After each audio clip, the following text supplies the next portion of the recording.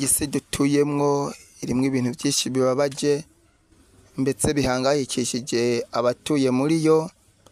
Ivyo navyo ni nk'inzara, ubugwayi, ugushaka bigoranye, umuntu ntavyare, wabugize ngo uravyaye ukabura ivyo kugaburira abana, wagira ngo ubonye duke ukabura ivyo kwigisha ngo abana bamere nk'abandi, ubugwayi bw'intakira, za sida, ivyorezo, za kanseri na za diyabete n'ibindi. Ivyo byose bihangayikishije abatuye iyi si, ndetse bigatuma bakora cyane kugira barebe uburyo bakwivana muri ivyo.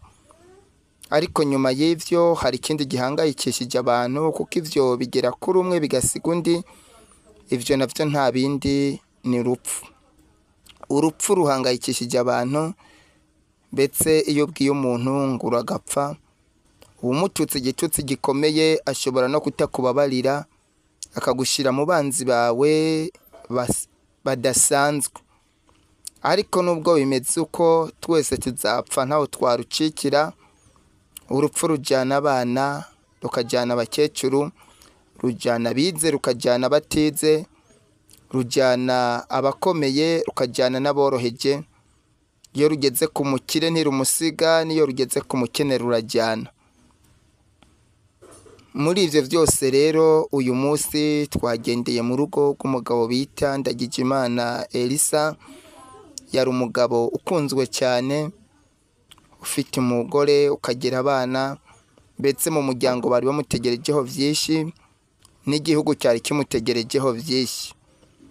Reka nkubwire ngo yaramarira n'agahinda mu muhango wo gushingura canke kumuherekeza ubwa nyuma Ndagijimana Elisa. Abantu bari benshi, abaririmbyi b'amakorale atandukanye bagerageje kuririmba indirimbo nyinshi zo kumuhumuriza. Abavuga butumwa bavuga ijambo ryo guhumuriza. Yaramarira karagahinda. Mwebwe rero turi kumwe kuri channel yacu ya Nigihe Cyawe TV, reka tugende tugereho twirebere uko umuhango wo kumushingura wagenze. Nubu utarakanda subscribe, reka ngusabe ukande subscribe kugira tuzahore tubana mu biganiro bya buri munsi, ivyo tudasiba kubategurira kugira tubane. Abari bahari niyo yaba yarapfuye azongera abeho nanone ubundi. Ntabwo ari bwa nyuma tubonye Ndagije. Uko byagenda kose twebwe bemeye tukakira umwami Yesu n'umukiza, twizeye ko ejo bundi Ndagije tuzongera tugahura mu gitaramo cy'abera.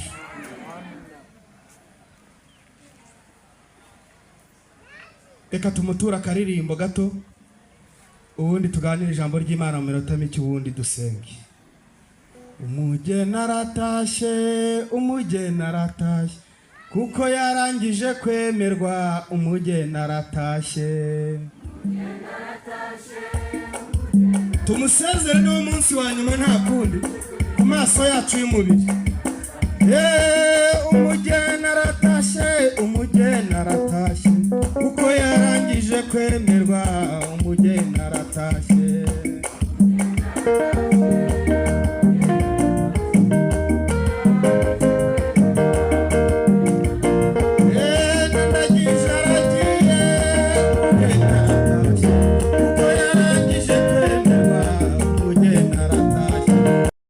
Twishimane n'abishima, tubabarane n'abababara.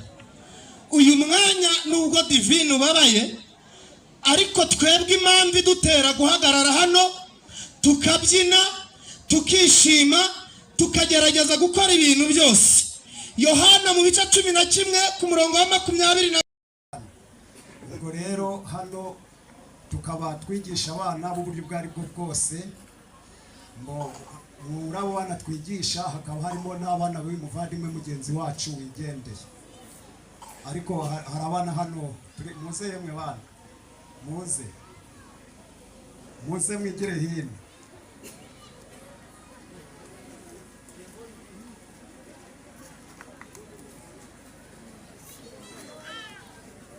Abo bose mubona ni bamwe mu banyeshuri bigana n'abo bana uyu muvandimwe wigendeye. Uyu muvandimwe yari afite abana 3 hano, ubwo kubw'ibyo ngibyo aba bana tukaba twagumishije hano kugira ngo nabo babashe gutabara nk'abandi bose. Ngo muri ako kanya rero tukaba hari ukuntu twavuze tuti nk'ikigo ntabwo twaviramo aho, ariko mbere ya byose tukabanza kwihanganisha umubyeyi wagize ibyago ndetse n'abana b'imfubyi basigaye, kugira ngo Imana ikomeze kubarinde, kandi tuzi ko mama wabo nawe agira ikibazo, burya ntabwo afite ubuzima bumeze neza. Ubwo rero ababishoboye bazajya mu muyamba nk'uko mukwiye kuyamba imfubyi asize. Noneho rero ubwo aba bana tukaba twacanze hamwe kugira ngo tugire ikintu ikigo gitanga kize kugurira abana buji. Tukaba turi kureba utwana ngutu hano, utwana dukunze kugira twigana hano ku ishuri hano. Ibahasha rero tukaba sinzi niba katuyihereze aka gahungu, sibyo? Iyo nibahasha bari bukuguriye kuje bagucanira nimugoroba. Noneho rero ikindi, aba bana nta muntu ubashakira school fees, kuko ubundi nta school fees, ubundi ise ni wabashaga gutanga school fees kuko nyina yakundaga guhora ari umurwayi. Ubwo ise ni wakundaga kuza kwinyenga ati wihanganye nge gushaka school fees. Hari umuntu wirukanka cyane ajya gushakisha byo no hino kugira ngo abana bakunde biga. None kubera ko amaze kwigendera, ubu na nyina akaba nta mbaraga afite, nta bundi bushobozi bafite bwo kwiga. Ababishoboye rero mwabafasha, ariko cyane ngewe nk'ishuri ryacu aba bana turabafasha kuva muri baby kugera mu mwaka wa 7 bazarinda bawurangiriza hano kwishora.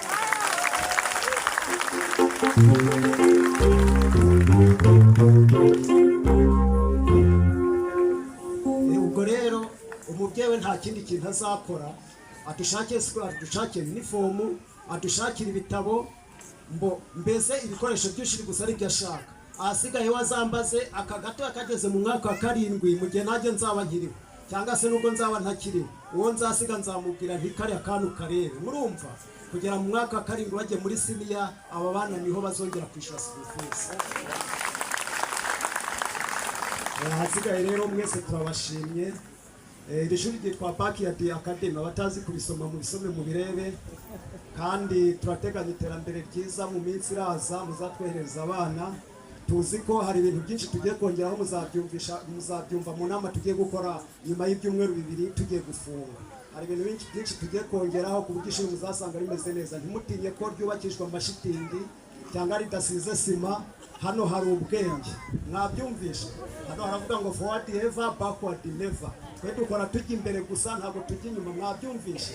Mugiye kubona umwaka utaha, umwaka 2025, ahasigaye ibikorwa bigiye kuba byiza, muzabibona. Tuzabasobanurira cyari banga, tuzababwira mu nama isaza. Murakoze.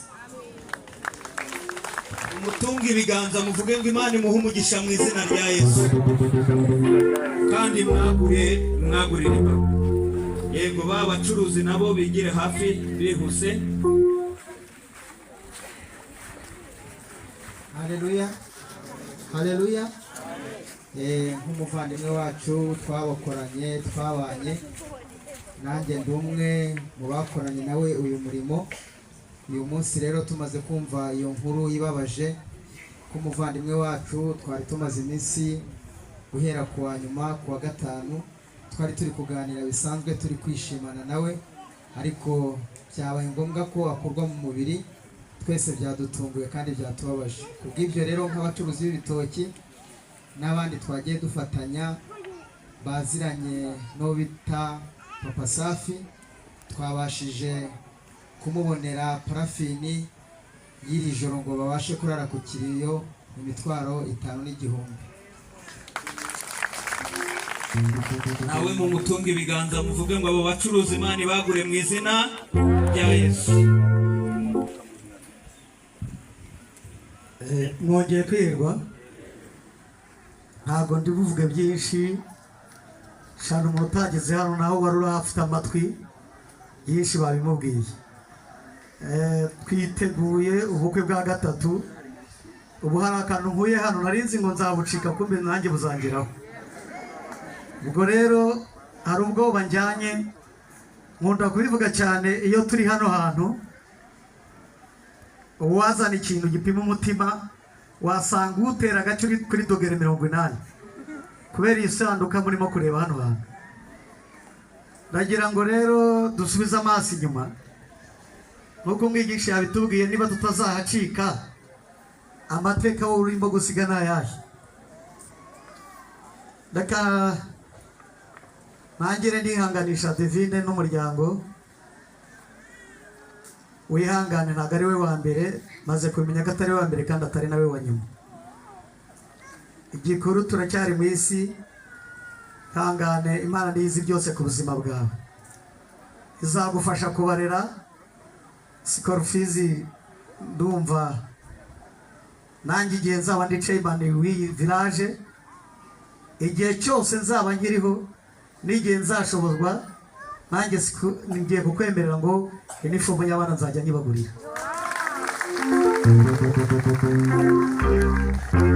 Uzagira ikibazo Fabian, aba bana ntuzarebe mama wabo, ahubwo ugireba ngewe nzajya mbikora, mujye munyibutsa. Nanjye reka makorera umugisha, sinzi ejo abanjye aho nzabasiga. Imana hari ikizakora. Ku ruhande rw'abaturage ba Sangano, twebwe iyo twagize ibyago bw'ibi, abagabo tugura isanduka, abadamu bacu hari ikibina nabo bakora, bacanga amafaranga bacanze bakayasigira umubyeyi wagize ibyago. Ayo ni amateka arazwi, ariko ndagira ngo nibutse aba bantu gusa, niko gato kanzanye kugira ngo mbiyibukirize. Menshi isize bavuze ngo abantu basenga mbona habuze n'umwe, ariko mu minsi isize nagize ikibazo kubona isanduka birangora, kubera ko hari abantu batiyitaho. Nigeze mvuga ngo nusenga Ryangombe azaza bitwereke Ryangombe, igihe nikigera tujye ahamagara Ryangombe turuka muhamagara muherekeze. Ndasaba abaturage ba Sangano niba bishoboka, kuba turi igice cya Sangano akaba n'igice cy'iri torero rya Sepake, Imana ibahe umugisha, mwabanje kuza kudufasha muri uyu mugongo. Iyo duhuye tungana gutya ntabwo tuvunika, ntabwo umenye uko bigenze. Reka mbasabe buri muntu mu idini, nge ntabwo mbasaba ngo mujye muri Sepake. Sepake ni muyihorere, mujye no mu yandi madini kuko nayo arakora. Mujye muri Gatolika, mu Badivina, ariko ugera aho ubarizwa. Ni ibyago nk'ibi nibiba tubona aho tugutaragurira, kuko kuzi wawe biratugura utagira aderesi, kandi ntitwakwemera ko utunukira, bisaba kugukura mu muhanda. Ubwo rero kubera ko twe duhagarariye leta, nta kindi dukora. Tutanabikoze imbaraga zirakora. Ngiye kubabwira iki kintu cyihuta. Ba barozi ndabinginze munkorere ripoti, kuko ntabwo tuzemera katunukira. Niyo twamwiyorera ngo tumureke ntituzajyayo, n'ubundi azararanukira Sangano, twe tuzajyayo. Rero ndagira ngo nsabe ba barozi iki kintu mukinkorere byihuta.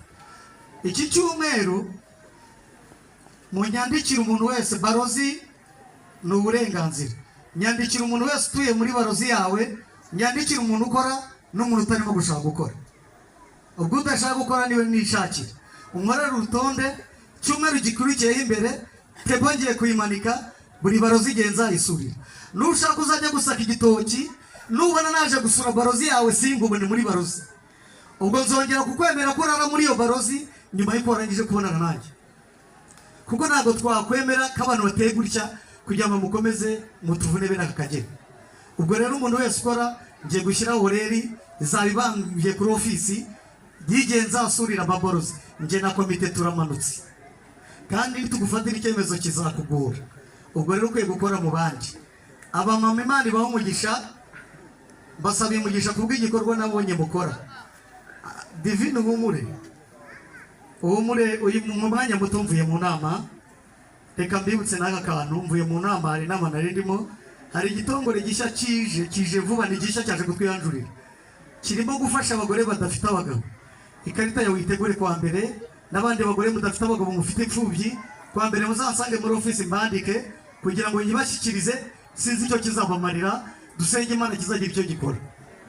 Muzaze kwa mbere kwandika n'ubuntu, ntabwo ari amafaranga, ntimuzatinya ofisi, muzaza nzabandika kandi nzabijyana. Yesu nashimwe. Ndagira ngo rero sabe ubuyobozi bw'iri torero rya Gashorwa mwakoze kudufatiraho. Ijoro ryari ryatubanye rinini, ariko igikorwa mwakoze ntabwo natwe tuzakibagirwa nka village. Muri hari akantu gato twabigiyeho, Imana ibaho umugisha. Tugiye gutera ikirenge aha kugira ngo dukomeze tugendane namwe. Mama isanduka nta kibazo yishyuwe, n'akababyeyi bari bukore hari mama haguruka nguriya aba niho uriya mu mama niyo nashize aba mama. Uyu mu mama ari burangize azi wawe muricara muganire. Nzi neza ko habonetse mu parafini, njya mbyemera. Barakora sangano, hari parafini ishobora kukumaza n'amezi 2 ugicanye mu nzu. Imana iguhe umugisha, tuzakomeza tugusure nk'inshuti. Saba abaturage basangano aragiye, mumfashe umutima ushaka kandi ukunze asize